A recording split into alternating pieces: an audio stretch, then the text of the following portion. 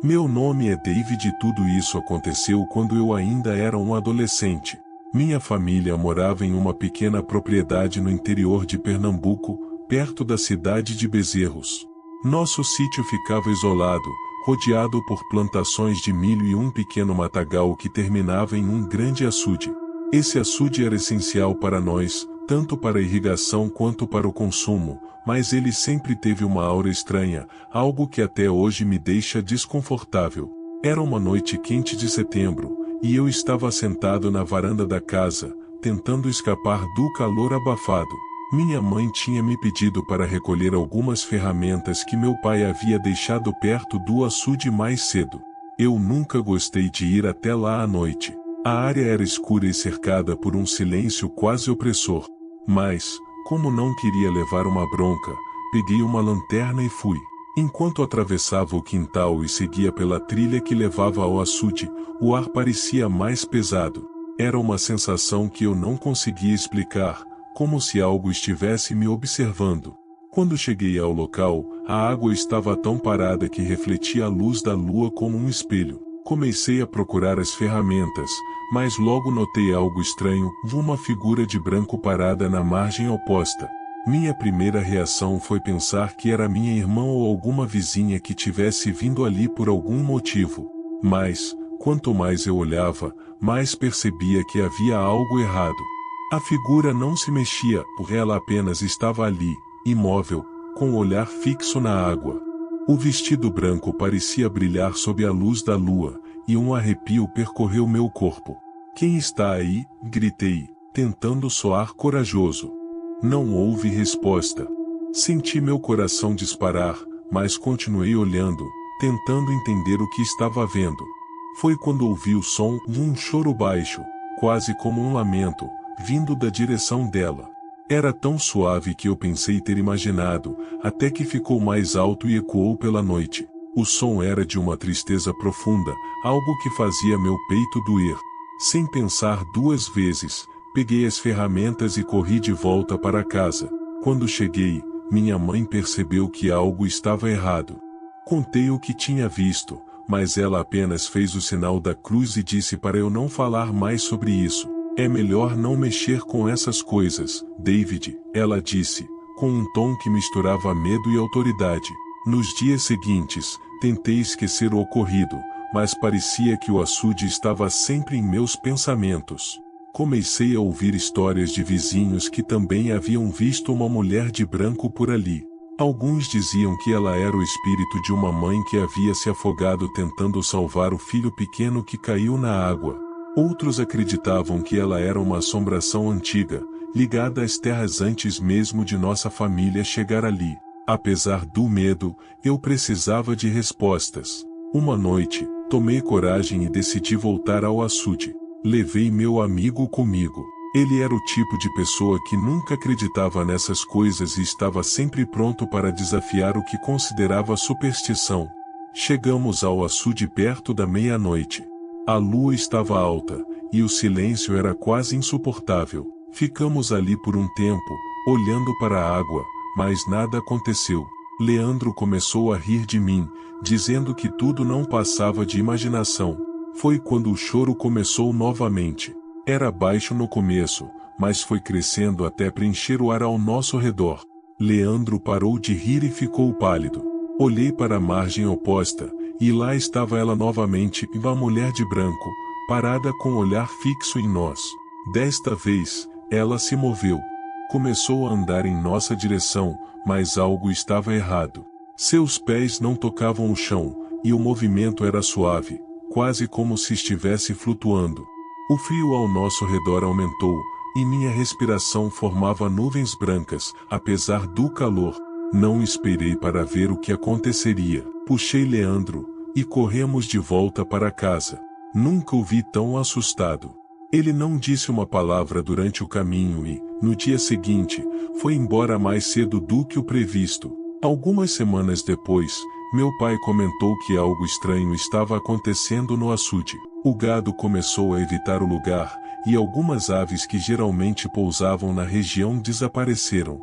Ele tentava explicar isso como alguma mudança natural, talvez relacionada ao clima, mas eu sabia que era mais do que isso. Uma tarde, meu tio José veio nos visitar. Ele era conhecido na família por ter um sexto sentido. Algumas pessoas diziam que ele tinha o dom de sentir presenças espirituais. Quando ele chegou, minha mãe, que ainda estava preocupada com o que eu havia contado, pediu para que ele fosse até o açude e desse sua opinião. Tio José concordou, mas pediu para ir sozinho. Quando ele voltou, estava pálido e suando. Disse que sentiu algo muito pesado lá, algo que ele não queria desafiar. Ele recomendou que fizéssemos uma bênção no local, mas meu pai descartou a ideia, achando tudo uma bobagem. As coisas pioraram. Uma noite, ouvimos gritos vindos da direção do açude. Eram altos, desesperados, como se alguém estivesse pedindo ajuda. Meu pai, armado com uma espingarda, foi até lá para verificar, mas não encontrou nada. Ele voltou mais tarde, visivelmente abalado, mas não quis falar sobre o que tinha visto. Dias depois, um vizinho apareceu na nossa porta. Ele queria avisar que viu algo estranho perto do açude enquanto passava por ali para visitar um amigo. Disse que viu a mesma mulher de branco e ouviu o choro. Ele estava assustado e pediu para que tomássemos cuidado. A situação ficou insustentável quando minha irmã caçula, Ana, disse que estava tendo pesadelos recorrentes com a mulher do açude. Ela acordava chorando e dizia que a mulher a chamava pelo nome. Minha mãe, desesperada, decidiu que era hora de tomar uma providência. Minha mãe chamou um padre da cidade para abençoar a área. Ele chegou com um grupo de fiéis e realizou uma missa ao ar livre. Durante a cerimônia, o choro foi ouvido novamente, mas, dessa vez, mais distante. Parecia que a mulher estava se afastando, como se não quisesse enfrentar o que estava acontecendo ali. Depois disso, as manifestações diminuíram, mas nunca desapareceram completamente. De vez em quando, ainda ouço histórias de pessoas que passam pelo açude e veem a mulher de branco. Nossa família acabou se mudando para a cidade pouco tempo depois. Nunca mais voltei àquela propriedade, mas ainda penso no açude e no que quer que estivesse lá. Hoje, quando ouço histórias sobre assombrações, tento não julgar, porque eu sei o que vi. Sei o que sentimos naquela noite, e sei que, em algum lugar naquela água parada, algo ainda espera.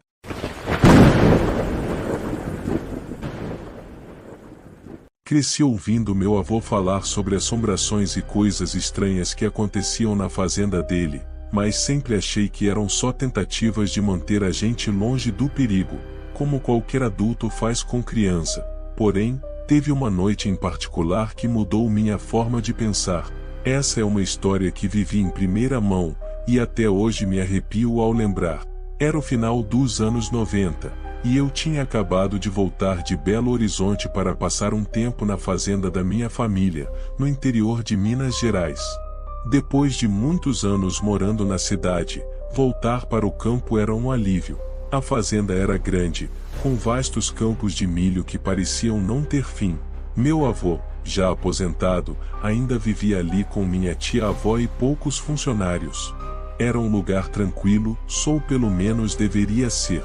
Naquela noite, após o jantar, estávamos sentados na varanda, aproveitando a brisa fresca. A conversa fluía entre risadas e lembranças de tempos antigos, até que meu avô mencionou algo que prendeu a atenção de todos. Vocês já viram as luzes no campo de milho? Minha tia-avó fez o sinal da cruz, e os funcionários que estavam por perto se entreolharam em silêncio. Curioso, perguntei do que ele estava falando. Ele contou que, por vezes, durante a noite, luzes estranhas apareciam no meio do milharal. Eram pequenos pontos de luz que flutuavam e se moviam de forma rápida e errática. Ninguém sabia explicar o que eram, mas quem tentava segui-las acabava perdido ou desorientado. Besteira, vô.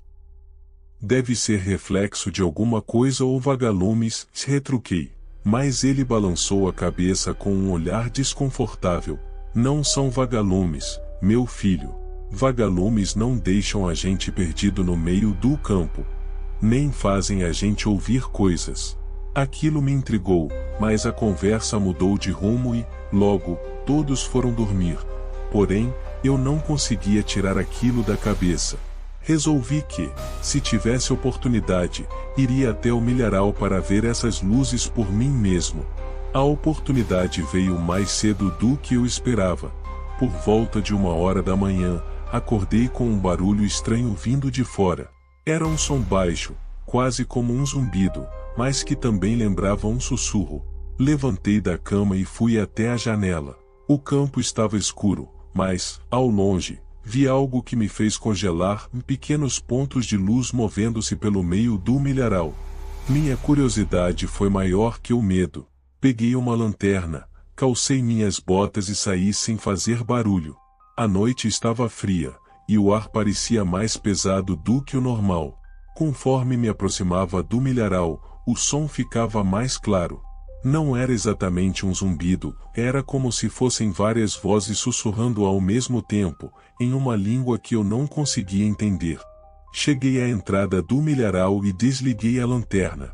As luzes estavam ali, flutuando entre as fileiras de milho.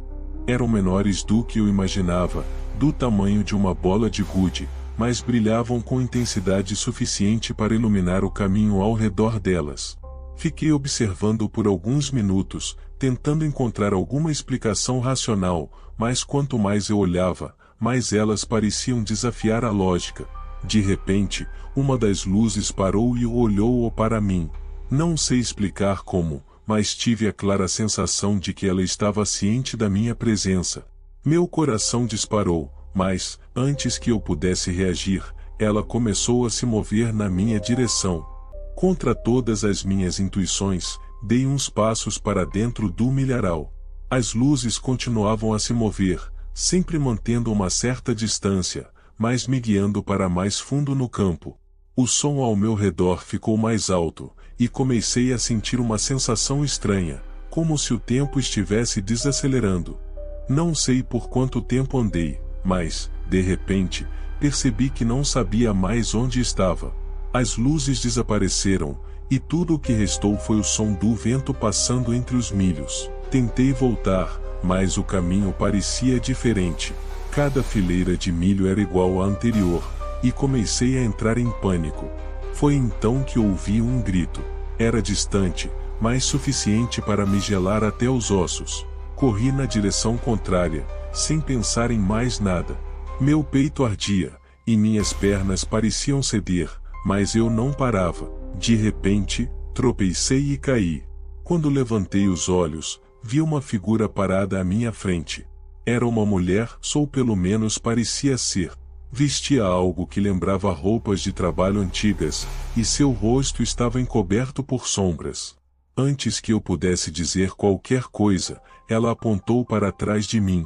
Quando me virei, as luzes estavam lá de novo, mas agora formavam um círculo ao meu redor. O zumbido voltou, mais alto do que nunca, e senti como se o ar estivesse sendo sugado dos meus pulmões. Fechei os olhos e comecei a rezar. Não sei quanto tempo fiquei assim, mas, quando abri os olhos, estava de volta à entrada do milharal. O círculo de luzes havia desaparecido, e tudo estava em silêncio novamente. Corri para casa sem olhar para trás. No dia seguinte, contei o que aconteceu ao meu avô. Ele apenas balançou a cabeça, como se já soubesse o que eu ia dizer. Nunca mais siga as luzes, se ele me aconselhou. Aquilo não é para ser entendido, apenas respeitado. Até hoje, não sei o que vi naquela noite. Alguns podem dizer que foi imaginação, ou outros, que foi algo sobrenatural. Tudo o que sei é que nunca mais me atrevi a me aproximar daquele milharal depois do anoitecer.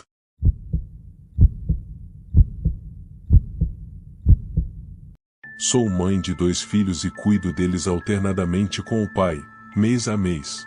Bruno, meu filho mais velho, tem 15 anos, enquanto Rafaela, minha caçula, tem 10. Em uma noite de sexta-feira, há poucos meses, voltei para casa após um dia longo no trabalho e uma ida ao supermercado. Bruno havia me avisado mais cedo que sairia com os amigos. Eu não gostava da ideia de deixar Rafaela sozinha, Mas, aos 10 anos, muitos pais já consideram isso seguro. Além disso, não é justo esperar que Bruno cuide da irmã o tempo todo. Cheguei por volta das 9 da noite, carregando as compras. Foram várias idas e vindas do carro até a cozinha, já que costumo exagerar nos meses em que estou com as crianças. Em contrapartida, nos meses em que estou sozinha, sou extremamente econômica. Depois de guardar tudo, subi para ver Rafaela, mas ouvi o barulho do chuveiro e desci novamente para descansar. Coloquei meu programa favorito na Netflix e me joguei no sofá. Metade de um episódio depois, percebi que o chuveiro ainda estava ligado. Banhos demorados me incomodam ou não gosto que meus filhos desperdicem água. Subi para avisar Rafaela que era hora de sair. Voltei para a sala, mas logo me vi subindo de novo. O som da água continuava. Bati mais forte na porta e chamei o nome dela, mas não obtive resposta. Foi então que percebi, pela fresta inferior da porta, que o banheiro estava no escuro. Tentei abrir a porta, mas estava trancada. Contive o pânico e destranquei usando uma unha, como já tinha feito antes. Quando entrei, chamei minha filha com raiva, mas me deparei com algo inimaginável. No lugar de Rafaela, havia uma mulher desconhecida, aparentando uns 60 anos, deitada na banheira. O chuveiro continuava ligado, e ela parecia desgastada, quase doente. Gritei tão alto que minha garganta falhou. Em choque, bati na pia, derrubando tudo que estava ali. Quando a mulher começou a se levantar, com roupas molhadas e cabelos pingando, bati a porta com força e corri, chamando por Rafael. Encontrei-a encolhida sob as cobertas no quarto.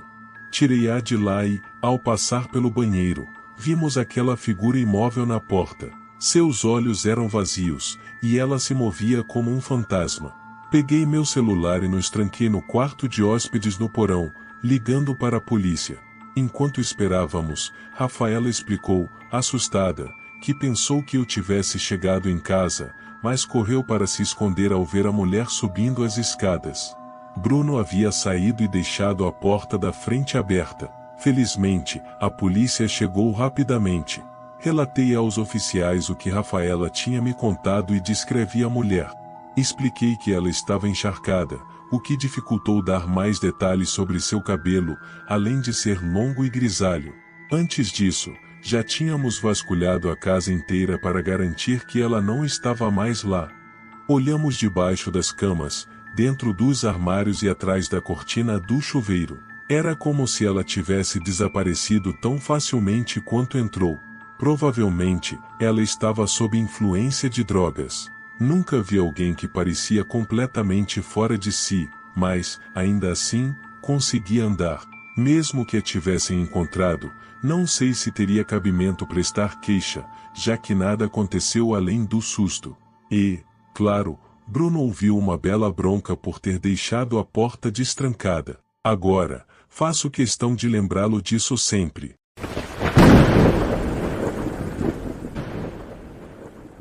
Tivemos a alegria de acolher Alberto em nossa família quando ele tinha apenas 2 anos. Desde cedo, fomos transparentes sobre sua adoção, conversando abertamente assim que ele começou a compreender o mundo ao seu redor. Hoje, ele tem 8 anos. Não tivemos filhos biológicos, já que minha esposa não pode engravidar. Recentemente, começamos a notar um comportamento inusitado em Alberto, algo que nos intriga e desafia qualquer explicação lógica até agora. No andar superior, temos um quarto destinado aos brinquedos de Alberto, já que nossa casa tem espaço de sobra. Lá, ele guarda uma coleção enorme, uma mesa cheia de peças de Lego, bonecos de ação e todo tipo de brinquedo que uma criança pode desejar. Durante o último mês, em ocasiões diferentes, ouvimos Alberto conversando sozinho nesse cômodo. Mas não era o tipo de brincadeira onde as crianças inventam diálogos para os bonecos. A sensação era de que ele realmente dialogava com alguém. A primeira vez aconteceu quando minha esposa estava fora. Passei pelo quarto de brinquedos e ouvi Alberto falando como se houvesse outra criança ali. Entrei para conferir, só para garantir que estava sozinho. Ele estava sentado na mesa de Lego, com bonecos de luta livre ao redor, mas sem brincar naquele momento, apenas me encarando quieto. Com quem você está falando? Perguntei. Ele deu de ombros, sem responder. Embora fosse estranho, assumi que era só mais uma das brincadeiras dele. Na ocasião seguinte, a situação foi ainda mais desconcertante. Minha esposa estava em casa comigo. Alberto brincava no quintal, e nós estávamos na cozinha, quando de repente ouvimos risadas e falas vindas de fora. Minha esposa, curiosa, foi até a janela e me chamou para ver também. Lá estava Alberto, gesticulando como se conversasse com alguém invisível. Ele segurava uma espada de plástico e parecia ensinar a alguém como usá-la. Conversei com minha esposa sobre o que vimos.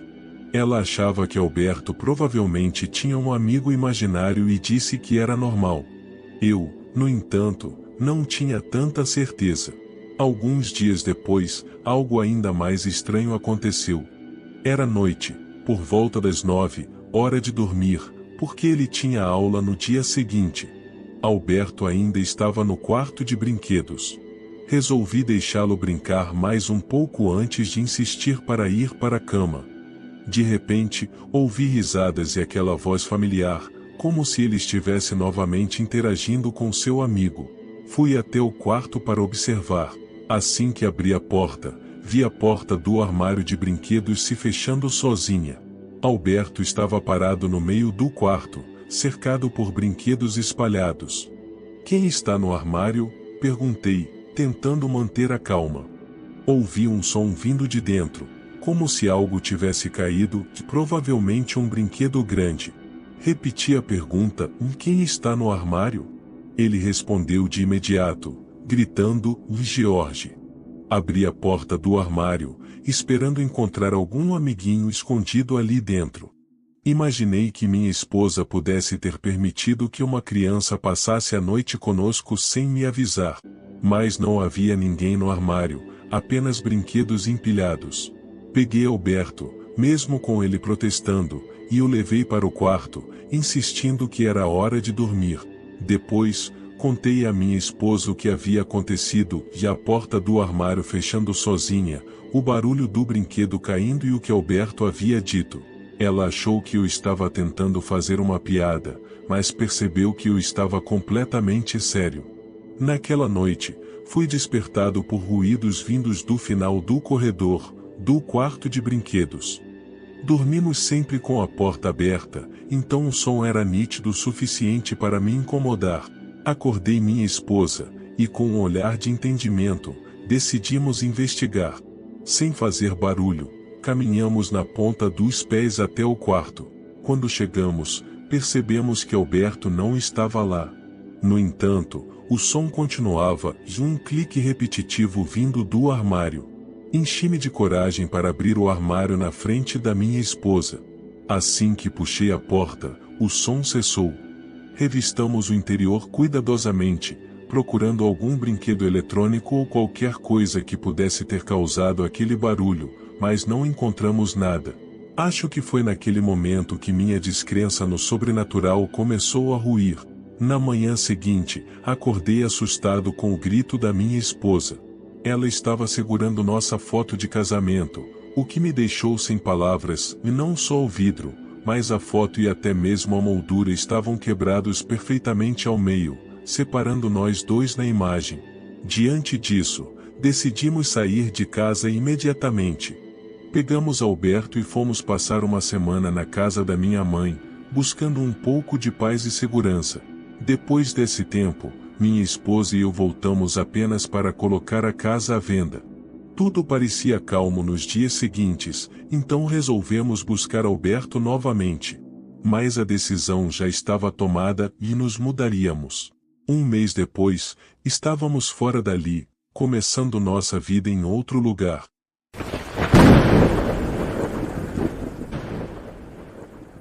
Você já passou por algo tão anormal que acabou se tornando inesquecível? Bom, isso aconteceu comigo em uma das festas de pousadas do meu povoado. Aquelas que todos esperam com emoção, mas onde nunca acontece nada fora do comum. Porém, naquela noite foi diferente. Algo estranho aconteceu. Algo que ainda não entendo completamente, mas que, às vezes, quando caminho pelas mesmas ruas, me vem à mente e me faz olhar para trás, só por precaução. Meu nome é Fábio, e isso aconteceu em dezembro de 2012, na terceira pousada do povoado. Aquela noite estava fria, mas o calor das velas e o entusiasmo de todos sempre tornavam tudo especial. Nos reunimos, como sempre, na praça principal, onde a procissão começa. As ruas de pedra e as casas decoradas com luzes e lanternas faziam tudo parecer mágico, como uma cena de cartão postal. Éramos cerca de 30 pessoas, entre crianças, jovens e adultos.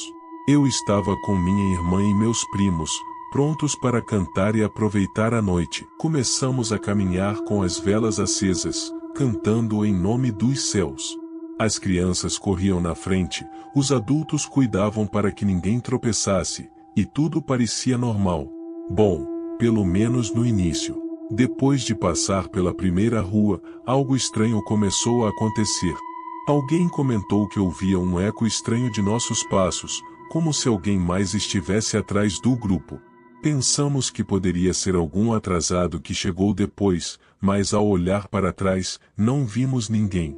Todos estavam ali. Então, ignoramos e seguimos caminhando. Mas aquele eco, ou o que pareciam ser passos adicionais, não desapareceu.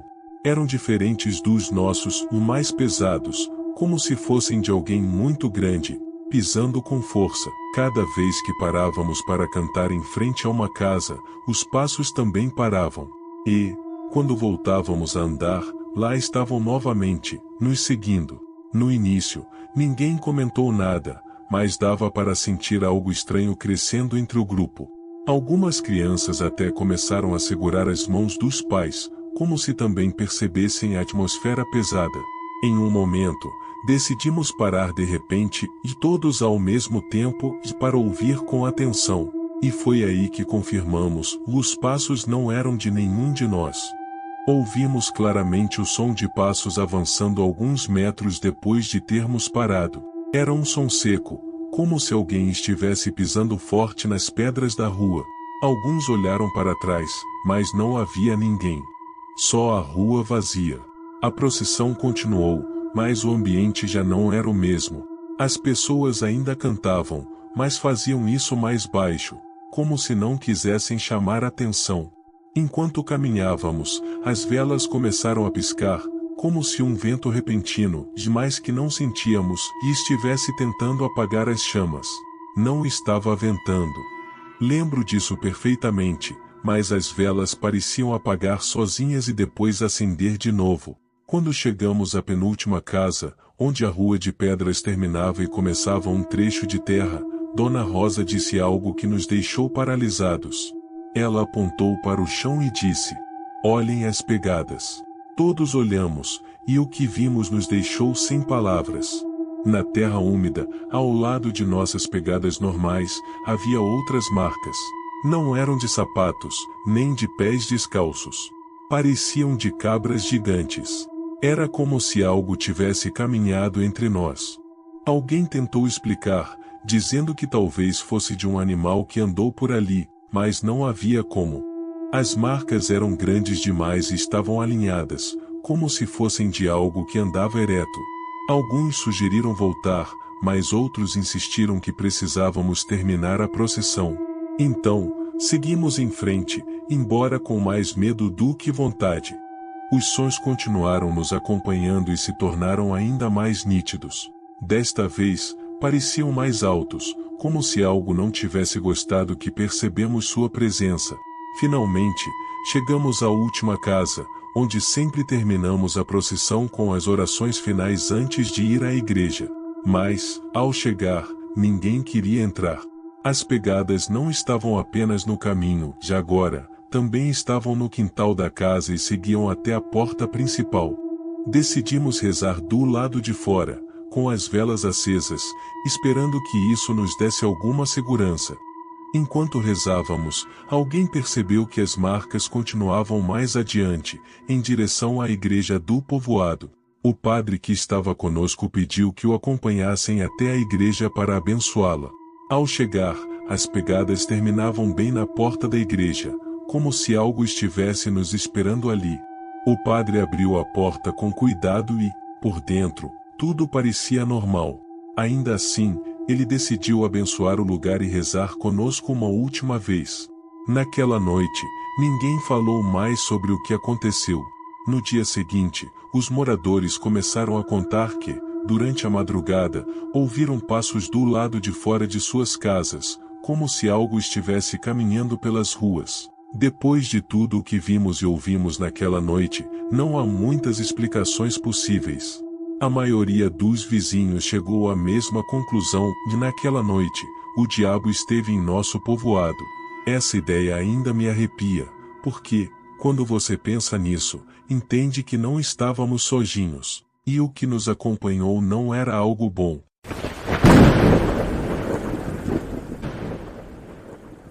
Meu nome é Henrique, sou do interior de São Paulo e gostaria de contar o que me aconteceu há alguns anos. Naquela época, eu trabalhava como funcionário de suporte em um cinema. Lembro-me bem de quando meu chefe do departamento me pediu para ajudá-lo a cobrir o turno da tarde, pois uma nova estreia estava marcada. Com isso, era esperado um grande público. Aceitei, e quem já trabalhou em cinemas sabe que, em dias de estreias, as saídas são depois das 2 da manhã. Naquela ocasião, após finalizar o atendimento, tivemos que limpar nossas áreas e terminamos lá pelas 3 da manhã. Um dos benefícios de trabalhar até tão tarde era o transporte oferecido pela empresa, que nos levava para casa. Mas, infelizmente, naquele dia, o transporte foi cancelado. Não havia táxis disponíveis àquela hora e, mesmo tendo meu carro, nosso gerente autorizou que, quem quisesse, poderia passar a noite no cinema, dentro de uma sala VIP. A oferta parecia tentadora, já havia almofadas, cobertores e as poltronas eram extremamente confortáveis. No entanto, eu realmente queria voltar para casa e descansar na minha própria cama. Sem me importar com o horário e o cansaço, iniciei o caminho de volta. Tudo estava tranquilo até eu chegar ao bairro V. Era um lugar bastante pacífico, e, àquela hora, não havia ninguém nas ruas. Mas, ao entrar em uma comunidade chamada Vila de Deus, um lugar por onde eu precisava passar para chegar em casa, algo chamou minha atenção. Havia uma idosa com uma bengala, vestida de vermelho, caminhando na mesma direção que eu seguia. Achei muito estranho, pois já eram cerca de 3 horas e 40 minutos da manhã. Parei ao lado dela e perguntei: "Boa noite, senhora. Está tudo bem? Precisa de uma carona para algum lugar?" A senhora olhou para mim e respondeu: "Estou indo para lá." Ela apontou com o dedo na direção que eu estava indo. "Se não for incômodo, pode subir também." "Estou indo para lá." A senhora acenou com a cabeça, mas, quando comecei a retirar algumas coisas que estavam no banco do passageiro, ela recusou, dizendo que preferia ir no banco traseiro. Não dei importância a isso e segui o caminho. A curiosidade me venceu, e perguntei o que ela fazia sozinha àquela hora da madrugada. Com um tom sério, ela respondeu: "Só queria sentir o vento." Obviamente, duvidei da veracidade disso, já que estávamos a cerca de 1 quilômetro das casas mais próximas. Mas, depois, pensei que talvez ela tivesse tido algum problema familiar, decidindo sair de casa e se arrependido no meio do caminho. Não quis incomodá-la com esse assunto, então mudei a conversa. Perguntei onde ela morava exatamente, e ela respondeu com um tom ainda mais sério, quase como se sugerisse que eu me calasse: "Moro na última casa da sua rua." Isso me pareceu muito estranho, pois eu nunca a tinha visto antes, e a casa que ela mencionou eu conhecia e estava abandonada há muito tempo. Decidi não fazer mais perguntas. O silêncio no carro ficou desconfortável, quase como aquele de pessoas brigadas. Ignorando isso, cheguei à casa mencionada pela senhora e perguntei onde seria mais confortável deixá-la. Mas ela não respondeu. Olhando pelo retrovisor, percebi que não conseguia vê-la. Ao me virar para trás, me dei conta de que ela não estava mais lá. Eu não tinha parado em lugar algum para que ela descesse, nem sequer havia reduzido a velocidade do carro. Senti um nó no estômago e fiquei paralisado por um momento. Dei um tapa na minha cara, tentando me convencer de que aquilo não era possível. Tentando justificar o ocorrido, pensei que estava muito cansado do trabalho e precisava dormir. Com dificuldade, cheguei em casa, tremendo, pálido e com o coração disparado. Tranquei-me no meu quarto, deixando todas as luzes acesas, junto com qualquer objeto que iluminasse. É desnecessário dizer que não consegui dormir naquela noite. No dia seguinte, já pela manhã, um pouco mais calmo, fui ao carro buscar minha carteira. Foi então que percebi que, no banco traseiro, onde a suposta senhora havia estado, havia um pequeno rastro de cinzas brancas. Meu coração disparou novamente de um jeito que nunca havia sentido antes. Sem saber o que fazer, comecei a rezar pela alma daquela senhora, que aparentemente ainda vagueava por aquelas ruas à noite. Desde aquele dia, nunca mais a vi. E, sendo honesto, não quero vê-la novamente.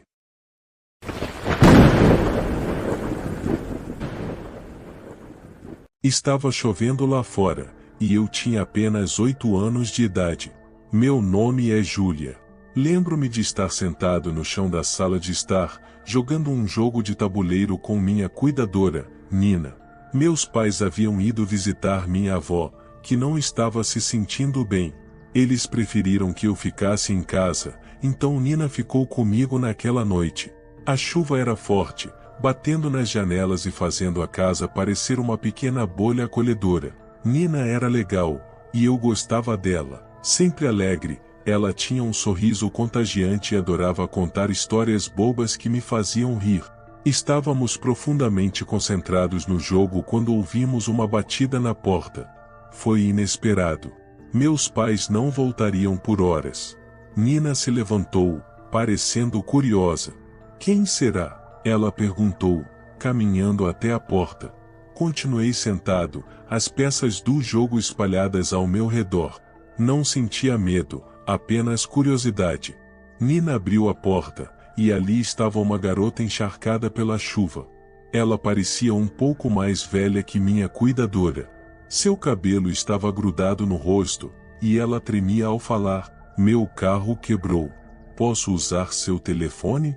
Nina olhou para fora e viu um carro estacionado de forma estranha na rua.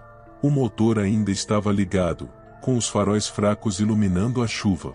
A garota parecia inofensiva, e Nina, sempre educada, deu um passo para trás e a deixou entrar. Quando a garota entrou, sacudiu a água da chuva de seus braços e secou o rosto com uma toalha que Nina lhe entregou. Mas algo mudou. A casa, antes acolhedora, parecia diferente. O ambiente tornou-se tenso. Eu era apenas uma criança, mas sempre tive um sexto sentido para perceber pessoas ruins. Os olhos da garota estavam inquietos, analisando cada canto da sala como se procurasse algo. Isso me deixou desconfortável. Nina entregou o telefone para ela, mas, antes que pudesse discar, outra batida na porta ecoou pela casa. Desta vez, foi forte, quase como se alguém estivesse tentando arrombá-la. A garota ficou pálida, e Nina hesitou antes de se aproximar da porta, mas, antes que pudesse alcançá-la, ela foi aberta com violência. Um homem entrou, e seu rosto, marcado pelo ódio, era algo que nunca esquecerei. Ele segurava uma arma. Meu coração parecia ter parado. A garota deu um passo para o lado, mas não parecia assustada. Era como se já esperasse por aquilo. "Fiquem onde estão!" O homem gritou, apontando a arma para nós. Nina recuou, e eu permaneci congelado no chão, apavorado demais para me mover. A garota não era inocente. Ela fazia parte de tudo desde o início. O homem olhou rapidamente pela sala, seus olhos avaliando tudo. "Verifique os cômodos", ordenou a garota. Ela começou a andar pela casa, abrindo gavetas e procurando coisas de valor. Eu podia ouvi-la mexendo nas coisas dos meus pais. Enquanto isso, o homem ficava de guarda, a arma sempre apontada. Nina tentou manter a calma. Sentou-se lentamente no sofá e me puxou para perto. Vai ficar tudo bem, e ela sussurrou, mas sua voz tremia. O homem continuava andando pela sala, pegando joias da minha mãe e o relógio do meu pai. Quando a garota voltou, disse calmamente: "Está tudo certo." Era evidente que aquilo não era a primeira vez. Eles agiam como uma equipe. Mas, naquele instante, algo aconteceu. Faróis fortes iluminaram as janelas da frente, e um carro parou bem diante da casa. Não era o carro quebrado da garota. Era a polícia. O homem deu um passo para trás, hesitando. Os policiais saíram do carro e subiram rapidamente os degraus da entrada. O homem se virou para a garota, mas ela ficou paralisada, sem saber o que fazer. A polícia bateu com força na porta e, quando ninguém respondeu, a empurrou e entrou. O homem tentou se mover, mas era tarde demais. Os policiais gritaram para ele largar a arma. Após um momento tenso, ele obedeceu. Eles prenderam o homem e a garota, algemando-os e levando-os para fora. Nina e eu continuamos onde estávamos, com medo de nos mexer.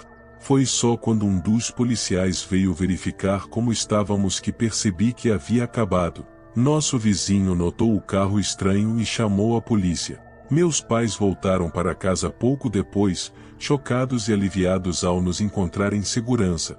Eles me abraçaram com força, prometendo que nada assim aconteceria novamente. Mas eu sabia que nunca esqueceria aquela noite e a chuva, a garota e o homem que entrou com violência. Foi uma experiência que mudou a forma como vejo o mundo.